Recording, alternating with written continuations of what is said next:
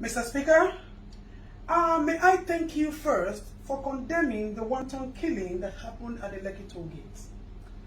I am also an honorable member of the Federal Republic of Nigeria, and I stand to speak against what my colleague, Mr. Desmond Elliot, has spoken about.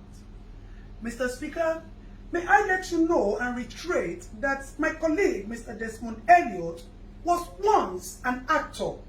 So we need to find out whether he thinks he's on the acting field, on the stage or in the theater, rather knowing that he's in the house here. May I let you know that, Mr. Speaker, that my colleague, Mr. Desmond Elliot, talking about the social media today, is also a celebrity who have used his acclaimed status to drive his ambition to the house, and he did a lot of campaigns and people supported him. If not, Mr. Desmond is nothing but a man who has no pedigree or antecedents in politics, if not for the law of godfatherism that brought him into the house. So for such people, it is expected that they betrayed your loyalty that has been vested in them and the trust to come to the house and defend the fellow youth. Mr. Speaker, I am also a youth, and I understand the crying out there. My colleague is talking and talking and talking and showing all Superman power as if he just got a major role. Sir, this is reality and not acting that we are facing here. Mr. Speaker, my colleague spoke about celebrities and actors. May I let you know that these people or this social media that my colleague is talking about is the new judiciary system of the Federal Republic of Nigeria. This is where matters are being deliberated and attention is being gotten to our little problem, since the local government as an angle of the government is not functioning and has not been functioning. So an average Nigerian citizen do not have access to reach his leaders to express his problems and get immediate attention. Mr. Speaker, like my colleague said, in the next 5 years, if we continue to look at Nigeria, there will be no Nigeria today, because you politicians would have looted all the funds in the system, and the children will have nothing. And we will not wait until the next 5 years for us to speak out. That is why we are running the era of Sorosoke. We are no longer keeping quiet for you unscrupulous, men without integrity, unidentified, physically identified looters. May I put my words clearly, Mr. Speaker? Because our politicians have turned to broad daylight looters. They have turned to broad daylight robbers. They have turned to broad daylight liars who have no integrity, like my fellow colleague, Mr. Desmond Elliot. And I am suggesting that we look for the nearest psychiatric hospital to check my colleague in for immediate attention, as we do not intend to lose him to some of the people who have died in the Lekki toll massacre. Let me thank you for your intervention.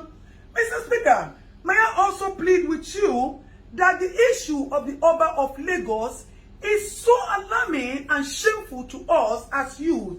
Àwọn Yorùbá ní pé tí ọwọ́ ẹni ò bá tètè kú ìdàsà, a kì í bèrè ikú tó pa bàbá ẹni. The act of Oba of Lagos has shown that there needs to be proper investigation to his character and person and how he relates with people in his area. The office of the Oba is supposed to consult with the oracles and our ancestors when there are troubles in the land, so we can provide solution.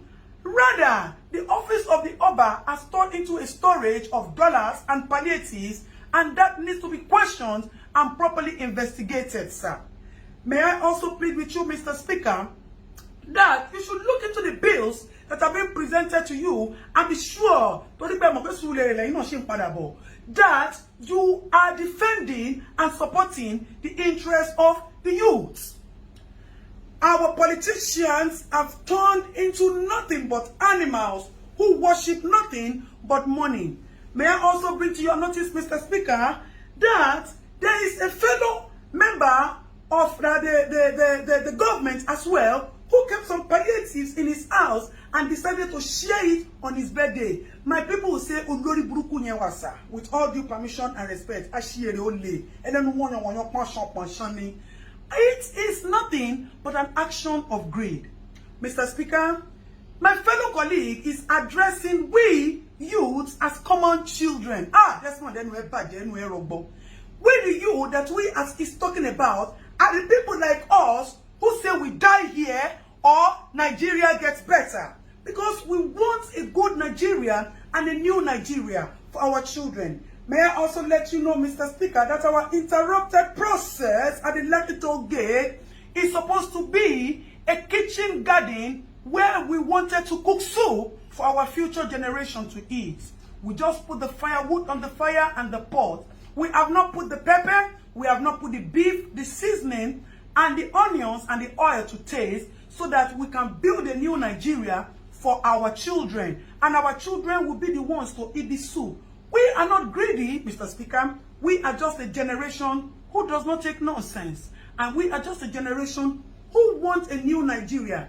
Nigeria has been pregnant for years of corruption, of years of inhumanity, of years of insane leaders, of years of lies and deceit, of years of looting and bad governance, bad road, bad hospital, bad police system.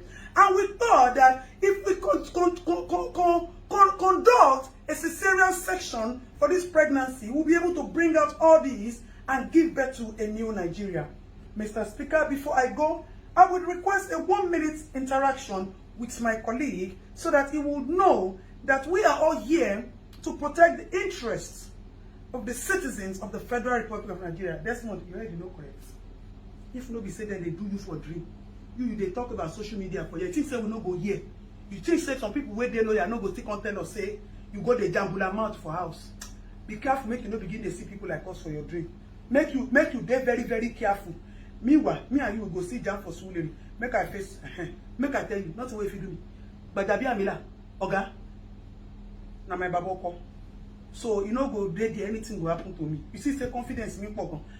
Mr. Speaker, thank you very much, sir, for your little 1-minute time. Mr. Speaker, before I go, I would want to plead with you not to sign, to use your good office, not to sign any bill that is against the interest and the benefit of the public. May I also let you know that we seek justice for the people who have been killed. Mr. Speaker, I know that your office still has some powers to do some things because as it is, our governor too looks like he's not okay. He is mentally disabled because today he will say A, tomorrow he will say B. And as my fellow colleague who is not here today said, Papa, he said they have removed the engine, they put B2 tomorrow, and they put DAF next tomorrow. So the engine of our federal governor is not properly okay and also needs to be checked so that we can know the truth of who ordered the massacre killing, why he ordered the massacre killing in Lekki, as there was no iota of crime recorded in the case of Lekki. Mr. Speaker, with all due loyalty and respect, I would appreciate if quick intervention is quickly given to our governor, Governor Sanwo-Olu, as that man is not okay. And we can advise him that he should step down since he has admitted that he committed the mistake and the blunder. Mr. Speaker, thank you very much for giving me the audience. We appreciate your office and we pray that you distinguish yourself from all of that, even though you also have your own past antecedents, which you have been forgiven because of the love of the little that you have been doing in the recent times to us. You have come to realize that government is for benefiting the people. And if you retire yourself, na Suleri they come. So if you don't do well, you wait till your eyes see for Suleri afterward. Last you. Mr. Speaker, may I please appeal with you to help me tell my fellow colleague, Mr. Desmond Elliot, that all those washing basins he put in Lekki and he's using it for us to wash our hands due to COVID, he should come and pack it. If that is what he has done, that is making him to be jambula, talking jambula mouth, rough handing his mouth, he should come and take it because as it is, we are suspecting that there is no COVID. The government only used COVID to cash out on us. That is why they have not shared. Mr. Speaker, may I also plead with you that you should use your honorable office to help us bring to justice. I need to ask this question, Mr. Speaker. I put it forward to you, sir. Who is supposed to be prosecuted? The people who kept the palliative without sharing it to the rightful owners, or the people who looted the palliative warehouses and took food that are supposed to be your fundamental human rights, sir. You see, when we say that there's injustice in the land, that is why we will not stop at using the social media to push for all the attention, all the justice that we need to get. Mr. Speaker, thank you for the time out. May I further reiterate that Mr. Desmond Elliot, according to Davido, one of the youth, has said that all the memories, the fake memories of acting that you brought to us, we have forgotten about it and you have been jeopardized with this single act of yours. So if you would tell Mr. Desmond Elliot to please check himself into the nearest psychiatric hospital, it will be very good, sir.